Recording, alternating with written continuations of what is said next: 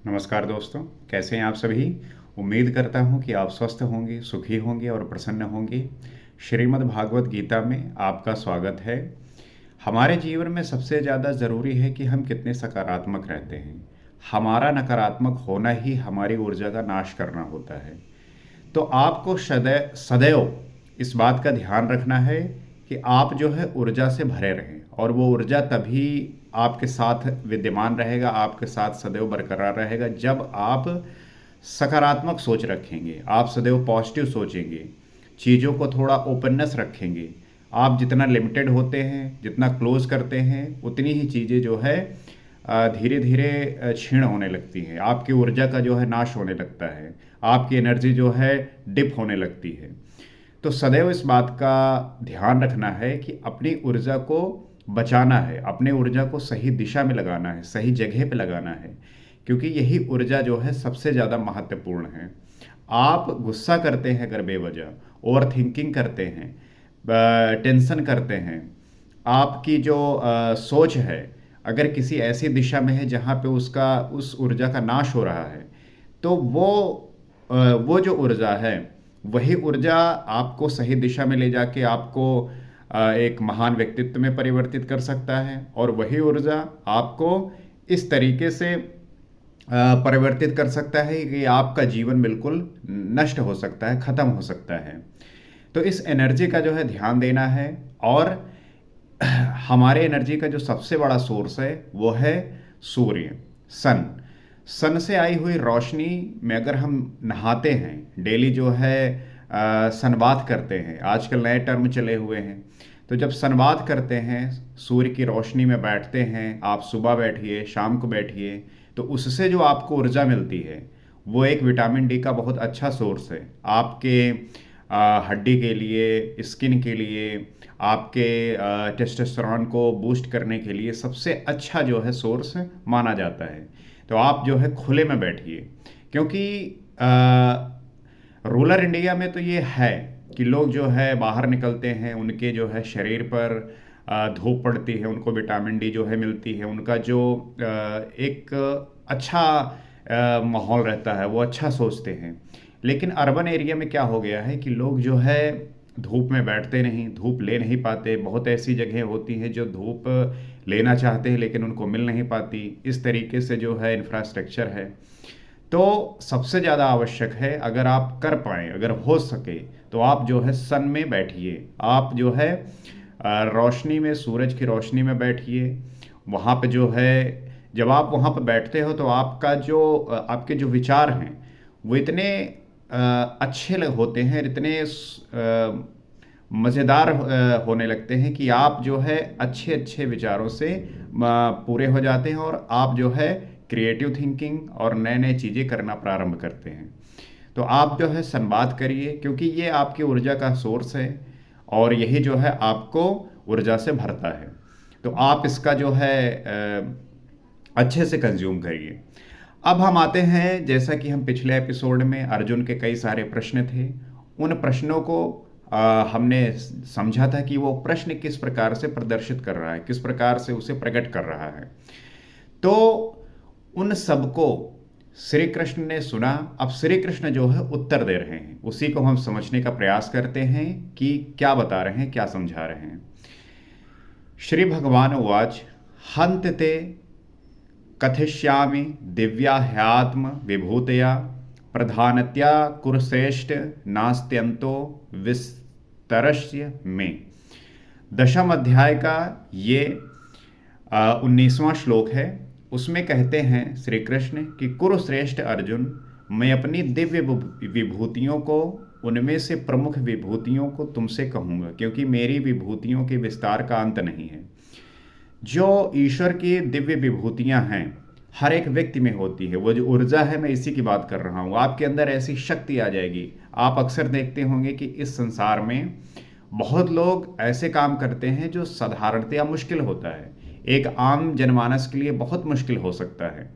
लेकिन इसी समाज में ऐसे लोग जो है निकल के आते हैं, जो अपने कार्य से लोगों को अचंभित कर देते हैं, बिल्कुल सरप्राइज कर देते हैं। क्यों? क्योंकि उन्होंने उस पे इतना काम किया है, उस पे इतना अभ्यास किया है कि वो जो है परफेक्शन में कन्वर्ट हो जाता है। यहाँ पे एक रूल, एक लॉ जो है काम करता है, मर्फी लॉ, मतलब चीज़ें जो है अव्यवस्थित तरीके से हो जाती हैं। आप देखोगे कि जैसे आप किचन में हैं और आप किचन में जो है कोई चीज़ कर रहे हैं, तो वहाँ पे जब आप कुछ करने जाएंगे और मान लीजिए गलती से कुछ गिरा, तो ऐसा गिरेगा कि वो ज़्यादा ही खराब हो जाएगा। तो वहाँ पे वो जो मर्फी लॉ लगता है, वो सदैव इसी प्रकार से कार्य करता है। आपको चीज़ें व्यवस्थित करनी पड़ती हैं। कोई भी चीज़ अरेंज नहीं होती, मैनेज नहीं होती, उसे करना होता है। हमें जो है सही तरीके से व्यवस्थित करना पड़ता है। जैसे आप आपका रूम है, अगर उसको आप साफ नहीं करेंगे, अगर उससे आप ठीक से रखेंगे नहीं, तो वो अव्यवस्थित रहेगा। वो ना तो देखने में ठीक लगता है, ना रहने में ठीक लगता है, ना ही जो है स्मेल अच्छा होता है। तो आपको जो है उसे बड़े ध्यानपूर्वक, बहुत अच्छे से जो है व्यवस्थित करना पड़ता है, मैनेज करना पड़ता है। उसी प्रकार से आपके अंदर भी ऐसी शक्तियां हैं। अगर हम उस ऊर्जा का भंडार कर लें, उसे संचित कर लें, तो वो जो ऊर्जा है वो घटित होता है किसमें? आपकी किसी दिव्य शक्ति में। अर्थात आपके अंदर वो कैपेबिलिटी आ जाती है, वो कैपेसिटी आ जाती है कि आप एक नामुमकिन और मुश्किल काम को ऐसे चुटकी में कर जाते हैं। तो उसी प्रकार से ईश्वर तो साधना ही है, वो योगी हैं, वो तो करते ही हैं उस साधना को। तो वही कहते हैं कि जो प्रमुख विभूतियां हैं वो मैं तुमसे कहूँगा, और मेरी विभूतियों के विस्तार का अंत नहीं। मतलब कि ईश्वर के पास इतनी शक्तियां हैं जिसका अंत ही नहीं है। और जो व्यक्ति है साधना करता है तो उसके अंदर भी बहुत सारी ऐसी शक्तियां आ जाती हैं। तो आप भी कर सकते हैं। जब आप इस पे काम करेंगे तो आप भी जो है उसको प्राप्त कर पाएंगे। So it is very easy to do that.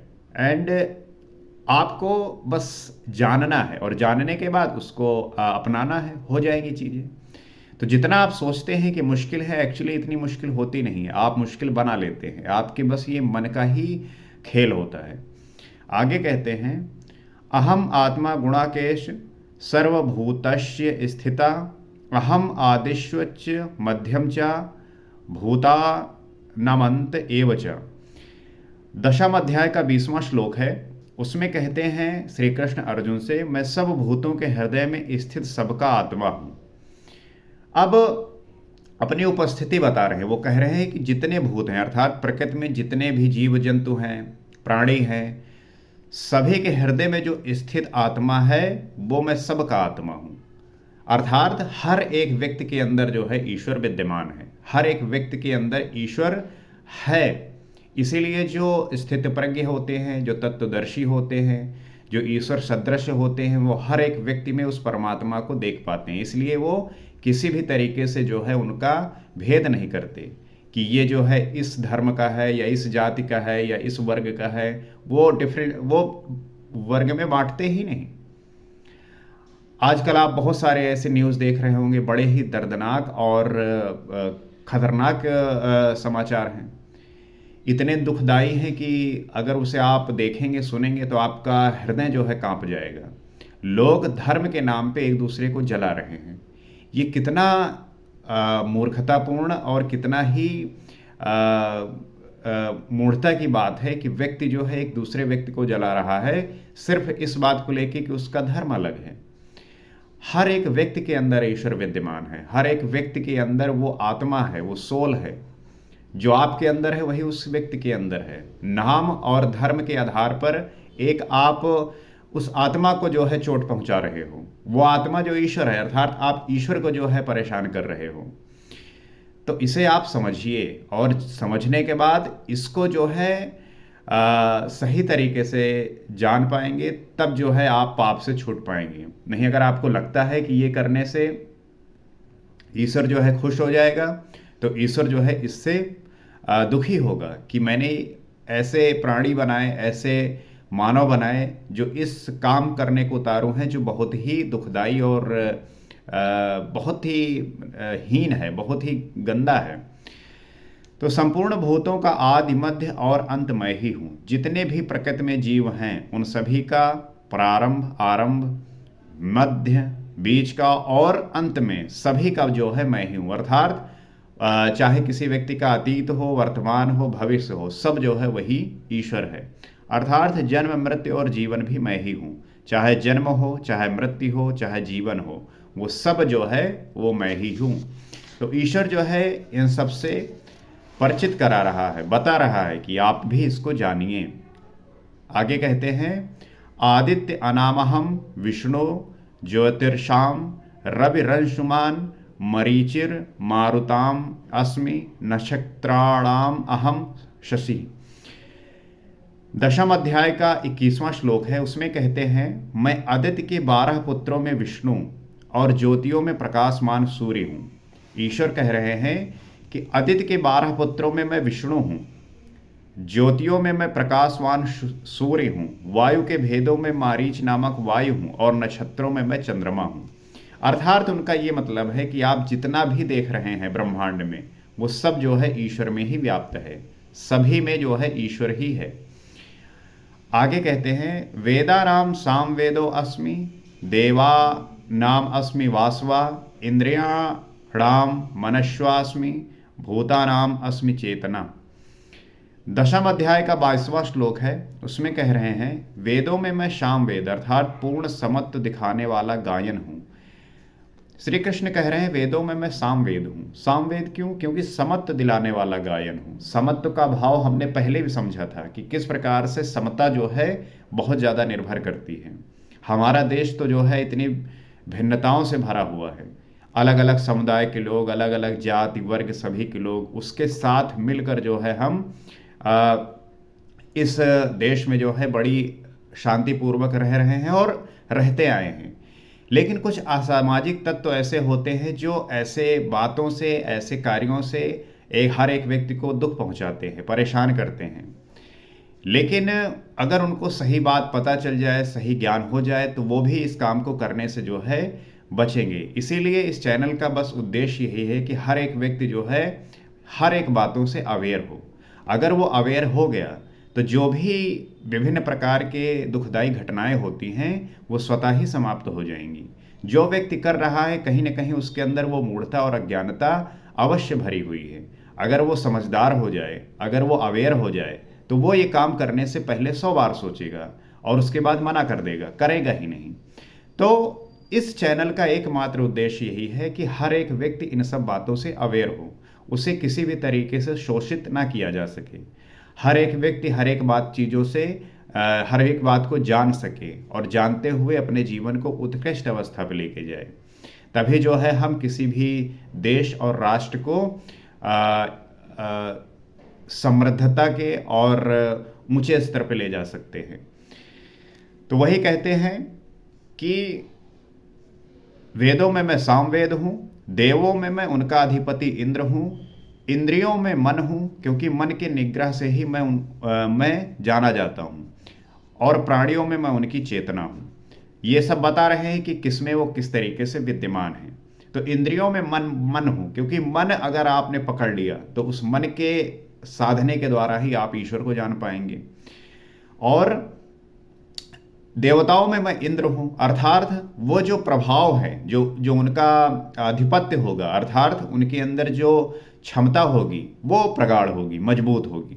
और प्राणियों में मैं जो है चेतना हूँ। तो इस बात को जो समझाते हुए, बताते हुए कि किस प्रकार से मैं हर जगह उपस्थित हूँ। तो जब आप अपने मन को साध कर उस ईश्वर के प्रति समर्पित हो जाते हैं तो आप भी जो है उनके सदृश होते हैं, और आपके मुंह से निकली हुई सारी वाणी उस ईश्वर की ही कृपा से होती है। तो आप जो है उनको सही तरीके से समझने का प्रयास करिए। कोई भी टेक्स्ट है, कोई भी रिलीजन की लिखी हुई किताबें हैं, जिस समय पे अगर लिखी गई हैं वहाँ पे कुछ चीज़ें अगर समय के साथ बदली हैं, और समय के साथ बदलना भी चाहिए, क्योंकि अगर आप अतीत में ही रहे तो कहीं ना कहीं हम नए चीज़ सीखने से वंचित रह जाएंगे। और नित्य जो है हमें नए चीज़ें सीखते रहना है, और समय के साथ चीज़ें बदलती हैं। एक समय पे जिस लोग बैलगाड़ी से चलते थे आज एरोप्लेन से चल रहे हैं, आज जो है अलग अलग तरीके के जो है मशीन है उससे चल रहे हैं। तो समय के साथ व्यक्ति ने अपने आप को जो है बदला है। तो क्यों ना हम जो अपनी पुरानी और रूढ़िवादी मान्यताएं हैं उनको बदलकर नए तरीके से अडॉप्ट करें और उसको जो है मानव कल्याण के लिए लगाएं। तो हमें अपने पुरानी चीज़ों को, ऐसी चीज़ें जो आज नुकसान कर रही हों या उस प्रकार से फलित नहीं हैं, तो उन्हें आप छोड़िए, नए चीज़ों को अपनाइए, उसको जो है साइंटिफिक टेम्परामेंट के साथ जो है यूज करिए। तब जो है आप जीवन को और हर एक व्यक्ति को लाभ पहुंचा सकते हैं।